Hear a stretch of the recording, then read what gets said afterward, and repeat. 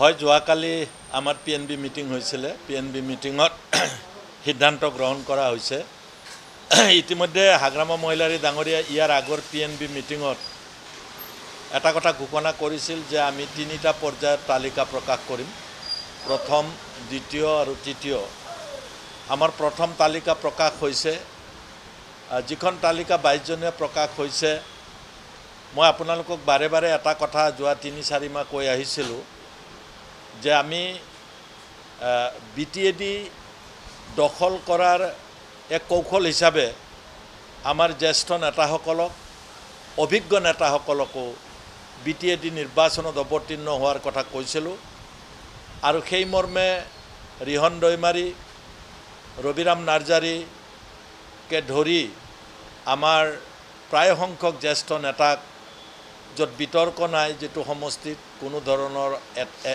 কেণ্ডিডেটৰ বিতৰ্ক নাই তেনেকুৱা ঠাইত 22টা আসন আৰু পূৰ্বৰ যি কেইগৰাকী আমাৰ MCLA আছিল তাৰে প্ৰায় কেইগৰাকী যোৱাকালি টিকেট ফাইনেল কৰা হৈছে তাৰ পিছত দ্বিতীয় আৰু তৃতীয় পৰ্যায়ৰ আমি থাকিব আমি আশা ৰাখিছোঁ অতি অভিজ্ঞতা চৰকাৰ চলোৱা ৰাজ্য চৰকাৰ চলোৱা BTC চৰকাৰ চলোৱা অভিজ্ঞতা থকা ব্যক্তিক ইমানুৱেল মুছাহাৰী ডাঙৰীয়াহঁতৰ নিচিনা প্ৰাৰ্থীক কেইবাগৰাকীও ex-EMক আমি প্ৰাৰ্থিত্ব প্ৰদান কৰিছোঁ আৰু আমি পূৰ্বৰ দৰে হাগ্ৰামা মহিলাৰীৰ নেতৃত্বত BTCখন ডেভেলপমেণ্টৰ ক্ষেত্ৰত BTCৰ মানুহৰ আশা আকাংক্ষাৰ ক্ষেত্ৰত বৰ্তমান চৰকাৰখনতকৈ আমি অধিক ৰাইজক বিশ্বাসযোগ্যতাৰে কাম কৰিব পাৰিম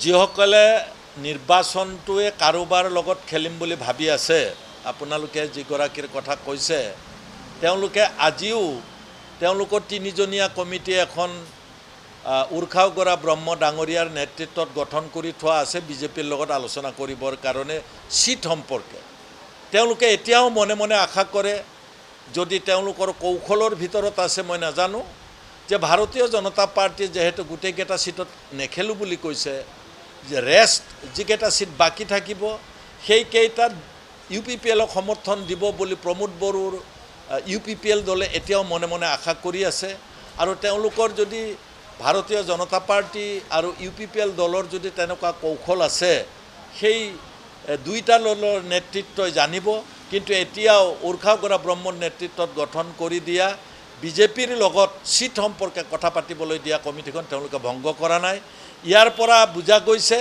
যে তেওঁলোকে ইলেকশ্যন ডিক্লেৰেশ্যনটো বাদে নমিনেশ্যন সময়লৈকে গোটেই প্ৰাৰ্থী ঘোষণা কৰিব পাৰিবনে নাই সন্দেহ আছে আৰু আমি আগতে কৰালৈ তেওঁলোকে টিপ্পনী কৰাটো কোনো উচিত নহয় তেওঁলোকে কি কাৰণত এনেকুৱা টিপ্পনী কৰিছে মই নাজানো গতিকে আমি যেহেতু বিৰোধী আসনত আছিলোঁ BTAD আৰু বিৰোধী আসনত থকা হিচাপে আমাক চৰকাৰ কৰিবলৈ যিদিনাই নিদিলে অধিক আসন পোৱাৰ পিছতো তাৰ পিছদিনাৰ পৰা আমি নিৰ্বাচনৰ কাৰণে প্ৰস্তুতি চলাইছোঁ আনকি আমি 3-4 মাহ আগতে প্ৰাৰ্থীৰ আবেদন আমি লৈছিলোঁ আমাৰ প্ৰস্তুত হৈ আছে আমাৰ দ্বিতীয় আৰু তৃতীয় তালিকাও ইচ্ছা কৰিলে আমি দিব পাৰোঁ কিন্তু কৌশলগত কাৰণত আমি অলপ কিছুদিন ৰাখিছোঁ গতিকে প্ৰমোদ বড়ো ডাঙৰীয়াই চাগে এতিয়াহে এপ্লিকেশ্যন কল কৰিব নেকি মই গম পোৱা নাই হাগ্ৰামা মহিলা ডাঙৰীয়াই GSP সম্পৰ্কে কৈছে GSPৰ লগত আমি আলোচনা কৰাটো হয় আমি একেলগে যোৱাৰ কথা আমি আলোচনা কৰিছোঁ GSP নেতৃত্বত থকা হীৰা সৰণীয়া ডাঙৰীয়াও ইতিমধ্যে কৈছে আৰু আমি আশা কৰিছোঁ সিট সম্পৰ্কে বিতৰ্ক নহ'লে সোনকালে হয়তো মীমাংসা হ'ব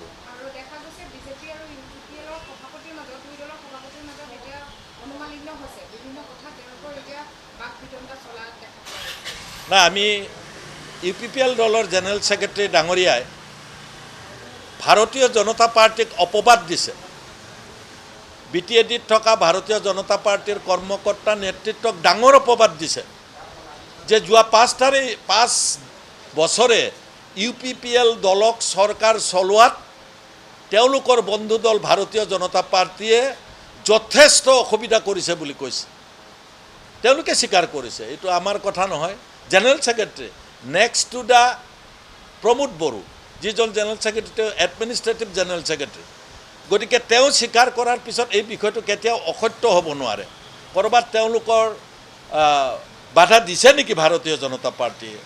তেওঁলোকক কাম কৰাত অসুবিধা কৰিছে নেকি ভাৰতীয় জনতা পাৰ্টীয়ে? এইটো ভাৰতীয় জনতা পাৰ্টীয়ে জানিব।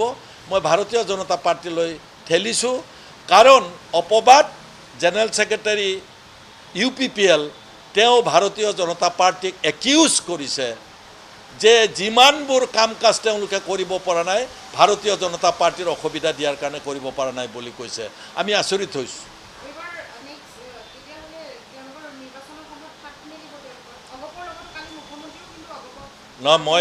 মই পূৰ্বৰ পৰা মই বেলেগ দলৰ কথা ক'বলৈ নাপায়, যেহেতু অগপৰ যিসকল নেতা আছে, মই 30 বছৰ একেলগে আছিলোঁ, মোৰ বন্ধু, মই তেওঁলোকক আগতেই কৈছিলোঁ যে আপোনালোকক তাত নিৰ্বাচন খেলিব নিদিয়ে, মই কৈছিলোঁ।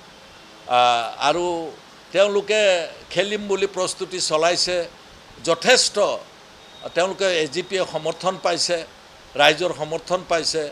আনকি তেওঁলোকে প্ৰথম নিৰ্বাচনতে 2005 চনত মুদৈবৰী চিটটো অসম গণ পৰিষদ দলে বিজয়ী হৈছিল। তাৰ পৰা তেওঁ বিজয়ী হৈ 5 বছৰ কাৰ্যকাল কটাইছে। গতিকে অসম গণ পৰিষদক খেলিব নিদিয়া কাৰণটো মাননীয় মুখ্যমন্ত্ৰী ডাঙৰীয়াই অকপতে স্বীকাৰ কৰিছে, তেওঁলোকে খেলিলে বহু চিটত ভাৰতীয় জনতা পাৰ্টীয়ে হাৰিব। গতিকে এতিয়া বলটো অসম গণ পৰিষদ দলৰ কোৰ্টত। তেওঁলোকৰ দলৰ যোৱা দীঘলীয়া কাৰ্যকাল BTADত অসম গণ পৰিষদ দলে সাংগঠনিক কাম কাজ কৰা নাই, নকৰা স্বত্তেও তেওঁলোকৰ যথেষ্ট সমৰ্থক আছে। আজিৰ দিনটোত তেওঁলোকে আগবাঢ়ি যোৱাৰ পিছত অসম গণ পৰিষদ দলে আঞ্চলিকতাবাদৰ ধ্বজা BTAD এৰিয়াত বজাই ৰাখিব পাৰিবনে নাই, তেওঁলোকৰ নেতৃত্বৰ ওপৰত নিৰ্ভৰ কৰিব। এতিয়া মই যিটো কথা কৈছিলোঁ বন্ধুসকলক, মই কোনো ৰাজহুৱা স্থানত কোৱা নাছিলোঁ। মোৰ বন্ধু কেইবা 4-5 গৰাকীক যিসকল অবজাৰ্ভাৰ হিচাপে তেওঁলোকে গৈছে, মই লাগ পালে কথা বতৰা পাতোঁ। তেওঁলোকে আমি খেলিমেই বুলি কৈছিলে। আজিৰ পিছতহে গণ পৰিষদৰ স্থিতিটো বুজা যাব যে মুদৈবৰীৰ নিচিনা চিটত তেওঁলোকে জিকি গৈছে, সেই চিটটোতো যদি অসম গণ পৰিষদে প্ৰাৰ্থী নিদিয়ে, তেতিয়াহ'লে জানিব তেওঁলোকৰ ওপৰত মাননীয় মুখ্যমন্ত্ৰীয়ে কোৱাৰ দৰে সাংঘাতিক প্ৰেছাৰ আছে। মুখ্যমন্ত্ৰীয়ে ইতিমধ্যে কৈ আছে যে তেওঁ BJPয়ে নিৰ্বাচন UPPL বা BDUৰ বিৰুদ্ধে নহয়, তেওঁলোকে নিজৰ কাৰণে সেই নিৰ্বাচন অৱতীৰ্ণ হ'ব।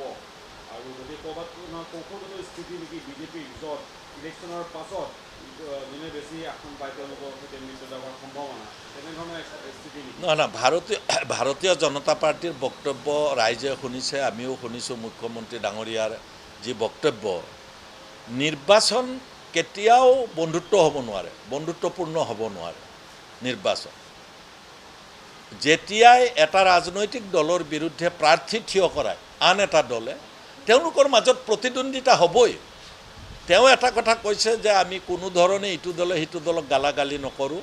য়েছ, সেই কথাটো তেখেতে যিটো কৈছে সেইটো হ'ব পাৰে, কিন্তু প্ৰতিদ্বন্দ্বিতা যেতিয়া কৰিব নিজৰ প্ৰাৰ্থীগৰাকীক বিজয়ী কৰাবৰ কাৰণে বিভিন্ন কৌশল সেই ৰাজনৈতিক দলে ল'ব, আনকি বিভিন্ন বক্তব্য তেওঁলোকেও দাঙি ধৰিব লাগিব। এতিয়া আপোনালোকে জানে মাননীয় মুখ্যমন্ত্ৰীয়ে প্ৰত্যেকটা MCLA সমষ্টিত সভা সমিতি কৰা আৰম্ভ কৰিছে, আৰু এই সভা সমিতিসমূহত তেওঁৰ যিবিলাক বক্তব্য, তেওঁ খুব কৌশলপূৰ্ণভাৱে বক্তব্যবিলাক তেওঁলোকে ৰাখিছে।